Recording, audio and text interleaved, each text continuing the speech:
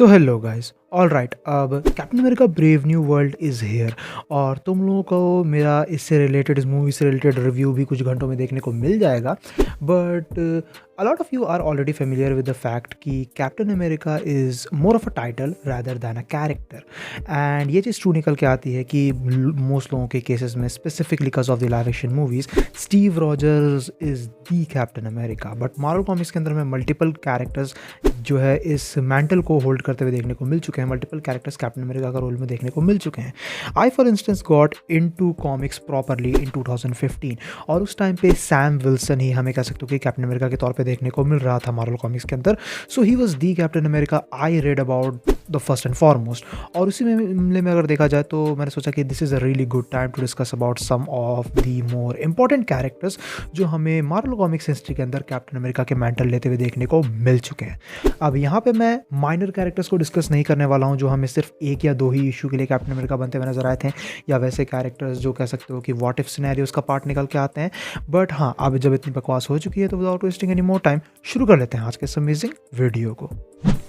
Starting off with an obscure character Steven Rogers. मैं जानता हूँ तुम में से बहुत से लोग इस कैरेक्टर से फेमिलियर नहीं होंगे और तुम में से कई सारे लोग सोच भी रहोगे कि स्टीव रॉजर्स सबसे पहला कैप्टन अमेरिका था क्रोनोलॉजिकली। वेल, ऐसा नहीं है। स्टीव रॉजर्स की अपीयरेंस बाकी किसी भी दूसरे कैरेक्टर से हमें पहले देखने को मिली है जो इस मैंटल को ले चुका है। बिकॉज स्टीवन रॉजर्स का जो अपीयरेंस है वो हमें स्टीव रॉजर्स के 30 ईयर्स बाद देखने को मिला था। But he was the captain America during the revolutionary war, जिसका मतलब ये निकल के आता है कि स्टीवन रॉजर्स जो एक्चुअली में और कोई नहीं बल्कि स्टीव रॉजर्स का ही एंसेस्टर निकल के आता है काफ़ी लंबे टाइम पहले का,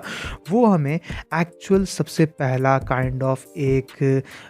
एक्सपेरिमेंटल कैप्टन अमेरिका देखने को मिला था जब यूएस आर्मी जो है, यूएस गवर्नमेंट जो है इस सुपर सोल्जर सिरम को जो है प्रॉपरली डेवलप नहीं कर पाई थी। लेकिन उसका कह सकते हो कि सॉर्ट ऑफ हमें पहला ड्राफ्ट देखने को मिला था as a Steven Rogers. Now Steven Rogers का जो अपीयरेंस है वो कॉमिक्स में हमें काफ़ी कम देखने को मिला है, but he is definitely a really prominent character here, क्योंकि हमें ये जानने को मिला कि किस तरीके से स्टीव रॉजर्स से पहले भी एक कैप्टन अमेरिका एग्जिस्ट करता था। But he was really violent and he was kind of an anti hero to be honest. और उस चीज़ को अगर देखा जाए तो ये डेफिनेटली एक ऑब्सक्योर कैरेक्टर निकल के आता है at this point, but it's still interesting कि काफ़ी सारे लोगों को इस कैरेक्टर के बारे में नहीं पता है ना। उसके बाद डेफिनेटली आता है अपना स्टीव रॉजर्स जो बहुत से लोगों के लिए कैप्टन अमेरिका के टाइटल का एक्चुअल फेस निकल के आता है, द राइटफुल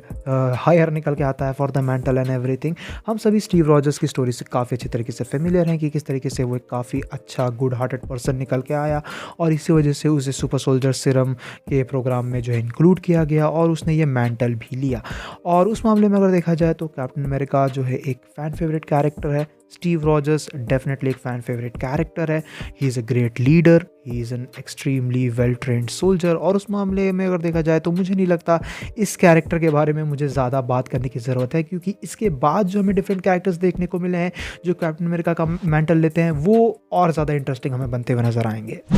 नेक्स्ट कैरेक्टर निकल के आता है आइजिया ब्रैडली। अब तुम में से कुछ लोग ऑलरेडी इस कैरेक्टर से मोस्ट प्रोबेबली फेमिलियर होगी क्योंकि ये हमें एमसीयू में भी देखने को मिल चुका है। But after Steve Rogers was frozen, जो यूएस गवर्नमेंट है वो definitely super soldier Siram formula को दोबारा रिक्रिएट करने की कोशिश करती है और उसी के बीच में कई सारे जो है ब्लैक सोल्जर्स को, ब्लैक इंडिविजुअल्स को उठाया जाता है, उनके ऊपर फोर्सफुली एक्सपेरिमेंट किया जाता है। और आइजिया ब्रैडली के ऊपर भी इसी चीज़ का कह सकते हो कि हमें कह सकते हो कि ओवरऑल एक्सपेरिमेंट वगैरह देखने को मिला था जहां उसके ऊपर भी इस कैप्टन अमेरिका प्रोग्राम को चलाया गया एंड वो उसके विल के अगेंस्ट उसे इस एक्सपेरिमेंट का पार्ट बनाया गया and he became the next Captain America. Although the kick here was that कि आइजिया ब्रैडली के बारे में जो है किसी भी चीज़ को किसी भी तरीके से पब्लिक नहीं किया गया था, तो सिर्फ यूएस गवर्नमेंट, यूएस मिलिट्री और कुछ स्पेसिफिक लोग ही इस चीज़ के बारे में जानते थे, इस सुपर सोल्जर सिरम फार्मूला के बारे में जानते थे कि किस तरीके से एक नया कैप्टन अमेरिका जो है ऑलरेडी मौजूद है। और इसी वजह से वो लोग कॉन्स्टेंटली आइजिया ब्रैडली को काफ़ी सारी डेंजरस और लाइफ थ्रेटनिंग सिचुएशंस में डालते रहे। What's worse is that he was later thrown into prison and labeled as a thief despite serving the US government for 17 years, और वो भी उसके विल के अगेंस्ट। ऑल्दो आगे चल के आइजिया ब्राइटली को कह सकते हो कि उसका जस्टिस मिलता है, but he was definitely one of the most interesting characters to take the mantle. इसके बाद नेक्स्ट कैरेक्टर हमें देखने को मिला जेफरी मेस। अब जो काफ़ी सारे कह सकते हो कि हार्डकोर कॉमिक बुक रीडर्स हैं वो डेफिनेटली इस कैरेक्टर से फेमिलियर होंगे, क्योंकि जेफरी हमें स्टीव रॉजर्स का पहला सक्सेसर देखने को मिला है, जिसे ओरिजिनली स्टीव रॉजर्स भी काफ़ी ज़्यादा कह सकते हो कि एक सक्सेसर की तरह हमें जो है पोर्ट्रे करते हुए दिखाने को मिले हैं, जहाँ इन दो कैरेक्टर्स का एक्चुअल में काफ़ी अच्छा खासा हमें कैरेक्टर इंटरेक्शन वगैरह भी देखने को मिला है, काफ़ी सारे कॉन्वर्जेशंस एक्सचेंज होते हुए भी हमें देखने को मिले हैं, and they are pretty good friends as well. और उस मामले में अगर देखा जाए तो जो जेफरी मेस के मॉरल रहते हैं, मॉरल वैल्यू रहते हैं, वही चीज़ उसे फोर्स करते हैं to take the mantle of Steve Rogers, to take the mantle of Captain America. और इसी वजह से अगर देखा जाए तो मोर कॉमनली जेफरी मेस हमें मार्वल के अंदर पेट्रियट नाम के कैरेक्टर के तौर पे जाना जाता है, but he was still a really fairly good and decent Captain America for a short time period, and I think he is one of the most important characters in this Captain America mythos. तो मैंने सोचा कि इसे mention करना तो बनता ही है।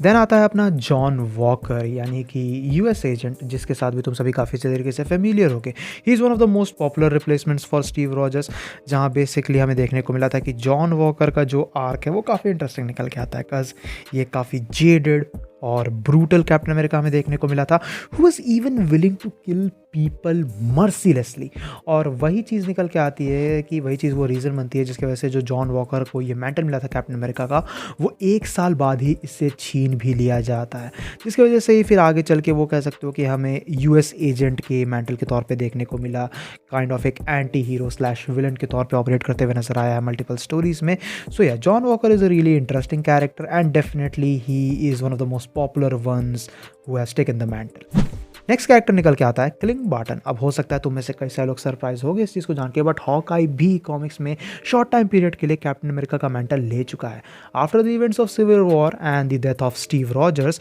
Tony basically Clint से ये चीज़ कह सकते हो कि रिक्वेस्ट करता है कि वो नेक्स्ट कैरेक्टर ऐसा ही है जो इस मेंटल को संभाल सकता है। स्पेसिफिकली अगर तुम्हें नहीं पता है ना, तो टोनी और स्टीव के बाद अगर कोई है जो स्पेसिफिकली हमें काफ़ी बढ़िया लीडर देखने को मिला है तो वो क्लिंट ही निकल के आता है, and he is a great person as well, he was a great friend of Steve Rogers as well. और इसी वजह से हमें क्लिंट बार्टन एक काफ़ी शॉर्ट टाइम पीरियड के लिए सही सिविल वॉर के इवेंट्स के बाद कॉमिक बुक्स के अंदर कैप्टन अमेरिका के तौर पर देखने को मिला था, where he lead the Young Avengers as well. और आगे चल के वो हमें आयरन मैन के अगेंस्ट जाते हुए भी नज़र आता है, जिसके बाद काफ़ी सारे मेंटल ब्रेकडाउन्स और अच्छे खासे डिस्कशन के बाद वो ये डिसाइड करता है कि वो इस मेंटल को छोड़ देगा। So it was for a short period of time but he was there. इसके बाद आगे चल के ये मेंटल मिला बकी को, बकी बार्न्स को, और हम सभी जानते ही हैं कि किस तरीके से स्टीव रॉजर्स के डेथ के बाद और क्लिंट के बैक ऑफ होने के बाद जो है बकी ही वो कैरेक्टर निकल के आता है जिसने अपने बेस्ट फ्रेंड के विल को ऑनर किया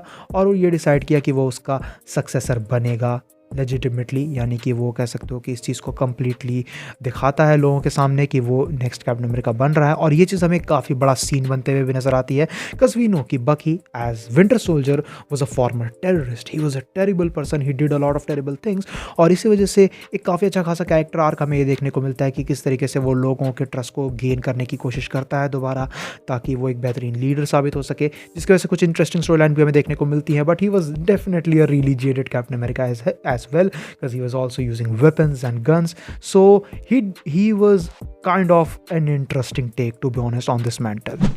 And finally that led to Sam Wilson becoming the new Captain America, जहाँ बकी बार्न्स के बाद हमें सैम विल्सन कह सकते हो कि कैप्टन अमेरिका का मैंटल लेते हुए नजर आता है, and he has been the most consistent replacement for Steve Rogers, to be honest. जहाँ अगर देखा जाए तो मेरे ख्याल से, मेरे पर्सनल ओपिनियन के हिसाब से, Sam Wilson is the second best character to have this mantle, of course after Steve Rogers, क्योंकि वो हमें एक काफ़ी बेहतरीन कैरेक्टर देखने को मिला है जो डेफिनेटली इस पूरे के पूरे सिनेरियो को समझता है, जो इस मैंटल के बारे में अच्छे से समझता है और इस वजह से वो हमें काफ़ी बेहतरीन लीडर भी देखने को मिला है और एक काफ़ी